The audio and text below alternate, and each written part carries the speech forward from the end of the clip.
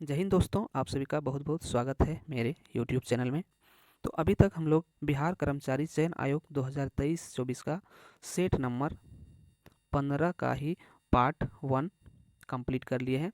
आज हम लोग बिहार कर्मचारी चयन आयोग का ही सेट नंबर 15 का पार्ट 2 करने वाले हैं, जिसमें कि बहुत सारे मोस्ट इम्पॉर्टेंट क्वेश्चन है। तो बने रहिए हमारे साथ वीडियो के अंत तक।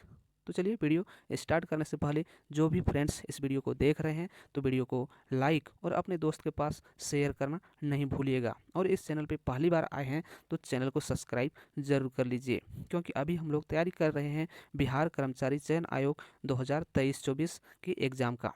तो चलिए देखते हैं क्वेश्चन नंबर 1। यदि सरकार कीमत सीलिंग निर्धारित करती है जो सामान्य कीमत से अधिक है तो इसका राइट आंसर हो जाएगा ऑप्शन नंबर बी। क्या हो जाएगा ऑप्शन नंबर बी? मांग मात्रा पूर्ति की मात्रा से कम होगी। मांग मात्रा पूर्ति की मात्रा से कम होगी। यदि सरकार कीमत सीलिंग निर्धारित करती है जो सामान्य कीमत से अधिक है तो मांग मात्रा पूर्ति की मात्रा से कम होगी। आगे बढ़ते हैं क्वेश्चन नंबर 2 की ओर। अल्पाधिकार में होते हैं। अल्पाधिकार में होते हैं तो इसका राइट आंसर हो जाएगा ऑप्शन नंबर सी। क्या हो जाएगा ऑप्शन नंबर सी? दो विक्रेता। क्या होता है? दो विक्रेता होते हैं। आगे बढ़ते हैं क्वेश्चन नंबर 3 की ओर। 1930 में सीवी रमन ने के लिए नोबेल पुरस्कार जीता था। सीवी रमन ने किस नोबेल पुरस्कार जीता था? तो इसका राइट आंसर हो जाएगा ऑप्शन नंबर सी। क्या हो जाएगा ऑप्शन नंबर सी? भौतिक शास्त्र। किसके लिए जीता था? भौतिक शास्त्र के लिए जीता था। चंद्रशेखर वेंकट रमन को 1930 में स्कैटरिंग ऑफ लाइट के लिए नोबेल पुरस्कार मिला था। उन्होंने प्रकाश के प्रकीर्णन पर कार्य किया था। इस इफेक्ट को रमन इफेक्ट भी कहा जाता है। उन्हें भारत सरकार द्वारा 1954 में भारत रत्न से नवाजा गया था। आगे बढ़ते हैं क्वेश्चन नंबर 4 की ओर। निम्नलिखित में से कौन सा एकांकी संकलन विष्णु प्रभाकर जी का नहीं है? विष्णु प्रभाकर जी का नहीं है तो इसका राइट आंसर हो जाएगा ऑप्शन नंबर सी। क्या हो जाएगा ऑप्शन नंबर सी? बादलों के पार। बादलों के पार। बादलों के पार एकांकी संकलन जो कि विष्णु प्रभाकर द्वारा नहीं लिखा गया। अन्य इंसान, क्या वह दोषी था, प्रकाश और परछाई आदि सभी एकांकी संकलन विष्णु प्रभाकर द्वारा लिखे गए हैं। इसे इन्होंने पद्म भूषण, भारत ज्ञानपीठ, मूर्ति देवी सम्मान एवं साहित्य अकादमी पुरस्कार और सोवियत नेहरू पुरस्कार से भी सम्मानित किया गया है। आगे बढ़ते हैं क्वेश्चन नंबर 5 की ओर। भारत में राष्ट्रीय दूध दिवस इस दिन मनाया जाता है। किस दिन मनाया जाता है? तो इसका राइट आंसर हो जाएगा ऑप्शन नंबर बी। कब मनाया जाता है? 26 नवंबर को। कब मनाया जाता है? 26 नवंबर को। भारत में राष्ट्रीय दूध दिवस 26 नवंबर को मनाया जाता है। डॉक्टर वर्गीज कुरियन को भारत में श्वेत क्रांति का जनक कहा जाता है। इनका जन्म 26 नवंबर को हुआ था। इनके जन्मदिन के दिन ही हर साल देश भर में राष्ट्रीय दुग्ध दिवस मनाया जाता है। पहला राष्ट्रीय दुग्ध दिवस 26 नवंबर 2014 को मनाया गया था। इस दिन 22 राज्यों के लिए विभिन्न दुग्ध उत्पादों ने इनमें शामिल लिया था। आगे बढ़ते हैं क्वेश्चन नंबर 6 की ओर। ओडिशा से प्रारंभ एवं प्राचीन लोक नृत्य है। ओडिशा से प्रारंभ एवं प्राचीन लोक नृत्य है तो इसका राइट आंसर हो जाएगा ऑप्शन नंबर डी। क्या हो जाएगा ऑप्शन नंबर डी? घूमर। कौन सा लोक नृत्य है? घूमर। घूमर ओडिशा का एक प्राचीन लोक नृत्य है। इसकी उत्पत्ति राज्य के कलाकारी जिले से हुई। नृत्य राज्य की संस्कृति और परंपराओं और विभिन्न समाजों को प्रदर्शित करते हैं। और राउत नाच नृत्य छत्तीसगढ़ का प्रसिद्ध नृत्य है। कर्नाटक का प्रमुख लोक नृत्य डालू कुनिथा नृत्य है। और पुलिकली केरल राज्य का लोक नृत्य है जो उनके त्योहार पर किया जाता है। आगे बढ़ते हैं क्वेश्चन नंबर 7 की ओर। फूलों के संवर्धन के विज्ञान को कहते हैं। फूलों के संवर्धन के विज्ञान को कहते हैं तो इसका राइट आंसर हो जाएगा option number C. Floriculture. Floriculture.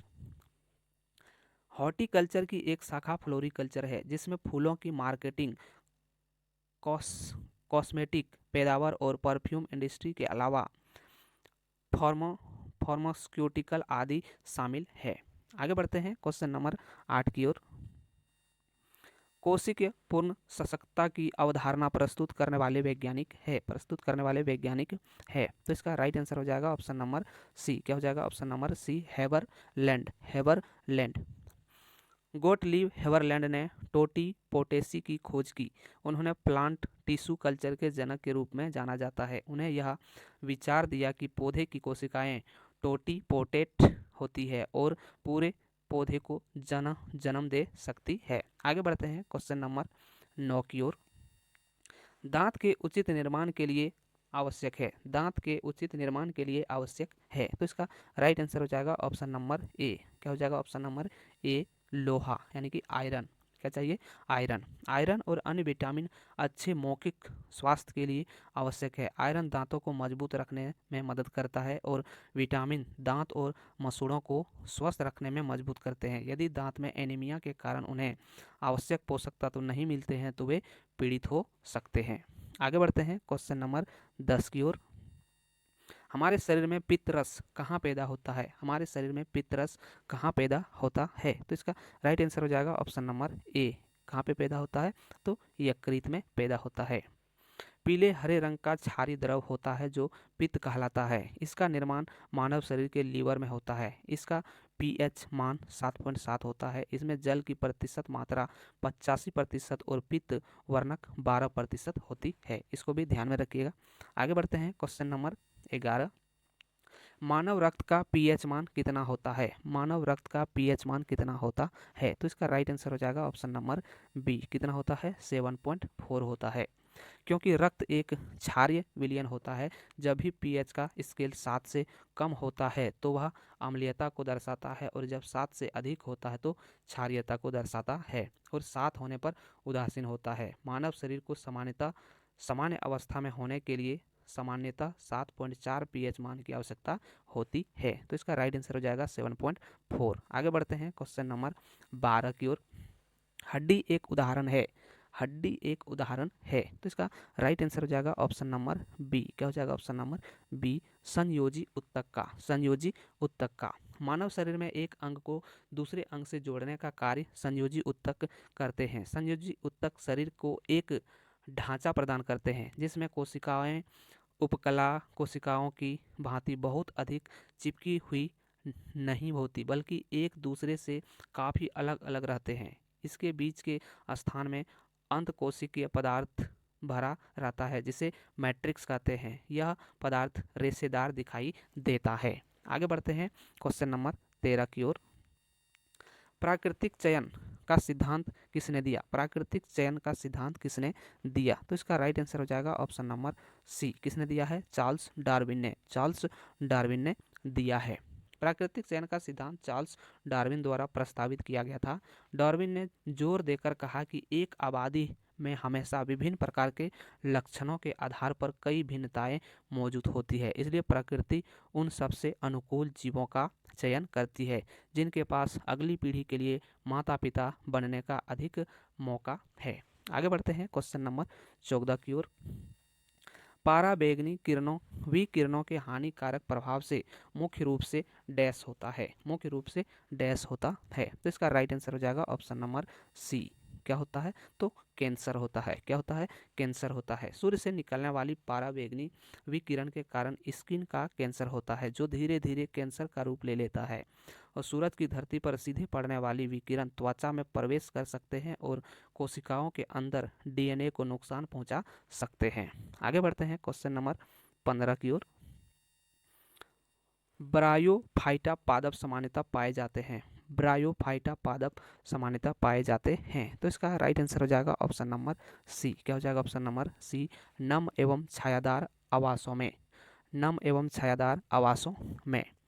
बायोफाइट पादप सामान्यतः नम एवं छायादार आवास में पाए जाते हैं, परंतु लैंगिक जनन के लिए जल एवं निर्भर होते हैं। और बायोफाइटों को पादप जगत का उभयचर भी कहा जाता है क्योंकि ये भूमि पर जीवित रहते हैं और यह नम छायादार पहाड़ियों पर नम दीवारों पर पाए जाते हैं। आगे बढ़ते हैं क्वेश्चन नंबर 16 की ओर बढ़ने से पहले जो भी फ्रेंड्स इस वीडियो को देख रहे हैं, वीडियो को लाइक और अपने दोस्त के पास शेयर जरूर करें, और इस चैनल पे पहली बार आए हैं तो चैनल को सब्सक्राइब जरूर कर लें और बेल आइकन को भी दबा लें, क्योंकि इसमें अभी हम लोग तैयारी कर रहे हैं बिहार एसएससी एग्ज़ाम की, जो 2024 में होने वाले हैं। और खान सर के बुक से सारे क्वेश्चन लिया गया है जो कि मोस्ट इम्पॉर्टेंट है। तो बने रहिए हमारे वीडियो के अंत तक और सारे क्वेश्चन को देखिए और रिवीजन कीजिए। आप लोगों का एक भी क्वेश्चन नहीं छूटेगा एग्जाम में। तो देखते हैं क्वेश्चन नंबर 16। निम्नलिखित में से कौन सा एक कार्बोहाइड्रेट नहीं है? कार्बोहाइड्रेट नहीं है, तो इसका राइट आंसर हो जाएगा ऑप्शन नंबर सी। क्या हो जाएगा? Option number C, glycine. क्या हो जाएगा? ग्लाइसिन। यहाँ ग्लूकोज, मल्टोज और फ्रूटोज कार्बोहाइड्रेट है। ग्लाइसिन एक कार्बोहाइड्रेट नहीं है, यह एक प्रोटीन है। यह एक क्या है? प्रोटीन है। आगे बढ़ते हैं क्वेश्चन नंबर 17 की ओर। हरित गृह प्रभाव किस गैस के अधिक मात्रा में होने से बढ़ता है? किस गैस के अधिक मात्रा में होने से बढ़ता है? तो इसका राइट आंसर हो जाएगा option number A. Option number A, carbon dioxide. Carbon dioxide. Carbon dioxide gas जीवाश्म ईंधनों के जलने से उत्सर्जित होते हैं। यह गैस वातावरण में 0.5% प्रति वर्ष की दर से बढ़ रही है और ग्रीन हाउस गैस से CFC मीथेन नाइट्रेट्स ऑक्साइड आता है, और कार्बन डाइऑक्साइड गैस की अधिक मात्रा में होने से हरित गृह प्रभाव बढ़ता है। आगे बढ़ते हैं क्वेश्चन नंबर 18 की ओर। एम्पियर किसकी इकाई है? एम्पियर किसकी इकाई है? तो इसका राइट आंसर हो जाएगा ऑप्शन नंबर बी। क्या हो जाएगा? ऑप्शन नंबर बी, विद्युत धारा का। विद्युत धारा का। आगे बढ़ते हैं क्वेश्चन नंबर 19 की ओर। एक लड़के द्वारा एक वस्तु को ऊपर की दिशा में 1 मीटर दूर तक उठाए जाने पर लड़के द्वारा किया गया कार्य होगा। लड़के द्वारा किया गया कार्य होगा, तो इसका राइट आंसर हो जाएगा ऑप्शन नंबर बी। क्या हो जाएगा? Option number B, 9.8 joule. 9.8 joule. आगे बढ़ते हैं क्वेश्चन नंबर 20 की ओर। स्प्रिंग में संग्रहित लोचदार स्थितिज ऊर्जा क्या है जहां बल नियतांक के है? जहां बल के नियतांक है। इसका राइट आंसर हो जाएगा ऑप्शन नंबर ए। क्या हो जाएगा? ऑप्शन नंबर ए, 1/2 के इंटू 2। 1/2 के इंटू 2। तो इसका राइट आंसर ए नंबर हो जाएगा। आगे बढ़ते हैं क्वेश्चन नंबर 21 की ओर। एक अस्थायी चुंबक के निर्माण के लिए उपयुक्त धातु निम्न है। एक अस्थायी चुंबक के निर्माण के लिए उपयुक्त धातु निम्न है, तो इसका राइट आंसर हो जाएगा ऑप्शन नंबर डी। क्या हो जाएगा? Option number D, steel. क्या हो जाएगा?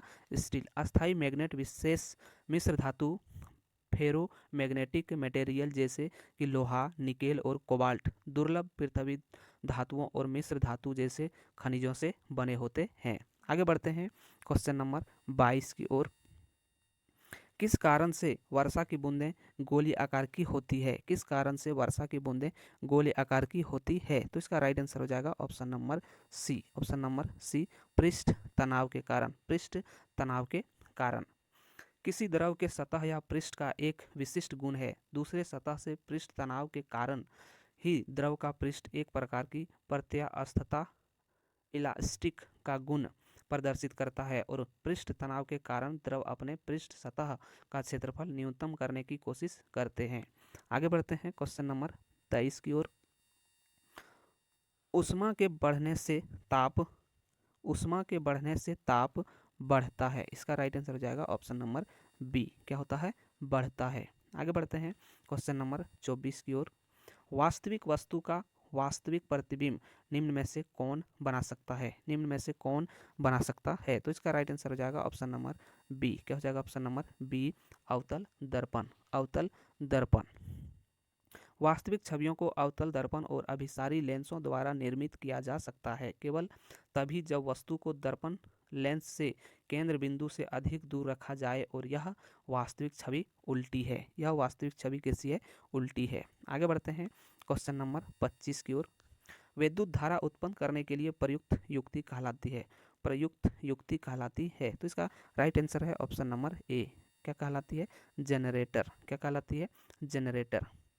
विद्युत धारा के उत्पादन के लिए उपयोग किए जाने वाले करंट को विद्युत जनरेटर कहा जाता है, जबकि विद्युत मोटर यांत्रिक कार्य करने के लिए विद्युत प्रभाव का उपयोग करता है। आगे बढ़ते हैं क्वेश्चन नंबर 26 की ओर। निम्नलिखित में से संसाधन का कौन सा तरीका दुग्ध तथा दुग्ध उत्पादों के परीक्षण में प्रयोग किया जाता है? परीक्षण में प्रयोग किया जाता है। तो इसका राइट आंसर हो जाएगा ऑप्शन नंबर सी, पाश्चुरीकरण। पाश्चुरीकरण। आगे बढ़ते हैं क्वेश्चन नंबर 27 की ओर। द्रवों का घनत्व नापने के लिए किस उपकरण का उपयोग किया जा सकता है? द्रवों का घनत्व नापने के लिए किस उपकरण का उपयोग किया जा सकता है? तो इसका राइट आंसर हो जाएगा option number C, hydrometer. Hydrometer का उपयोग किया जाता है। हाइड्रोमीटर का प्रयोग द्रवों का घनत्व मापने के लिए किया जाता है और एमीनोमीटर का प्रयोग वायु का वेग मापने के लिए किया जाता है। दाब मापने के लिए बैरोमीटर का प्रयोग किया जाता है। आगे बढ़ते हैं क्वेश्चन नंबर 28 की ओर। परमाणु के केंद्रक के चारों ओर इलेक्ट्रॉन बिना ऊर्जा खोए घूमते हैं। यह किस वैज्ञानिक के द्वारा बताया गया? यह किस वैज्ञानिक के द्वारा बताया गया? तो इसका राइट आंसर हो जाएगा option number D. Option number D, किसके? बोहर के थ्रू। किसके द्वारा बताया गया? बोहर के थ्रू। आगे बढ़ते हैं क्वेश्चन नंबर 29 की ओर। निम्नलिखित में से कौन सी हास्य गैस के रूप में जानी जाती है? हास्य गैस के रूप में जानी जाती है। तो इसका राइट आंसर हो जाएगा option number D, N2O, nitrogen oxide. Nitrogen oxide. आगे बढ़ते हैं क्वेश्चन नंबर 30 की ओर। एल्यूमिनियम ऑक्साइड होता है। एल्यूमिनियम ऑक्साइड होता है। तो इसका राइट आंसर हो जाएगा ऑप्शन नंबर बी, क्या हो जाएगा? उभय धर्मी होता है। क्या होता है? उभय धर्मी। तो ये था मेरा आज का लास्ट क्वेश्चन। आई होप आप लोगों को यह वीडियो अच्छा लगा तो वीडियो को लाइक, शेयर और इस चैनल पे पहली बार आए हैं तो चैनल को सब्सक्राइब और बेल आइकन को ज़रूर दबा लें, क्योंकि हम जितने भी वीडियो अपलोड करेंगे बिहार एसएससी एग्जाम से रिलेटेड वो सबका नोटिफिकेशन आपके पास पहुंच जाएगा और आपका तैयारी रुकेगा नहीं। तो चलिए आज के लिए इतना ही, फिर एक नए सेट के साथ मिलते हैं। तब तक के लिए जय हिंद, वंदे मातरम।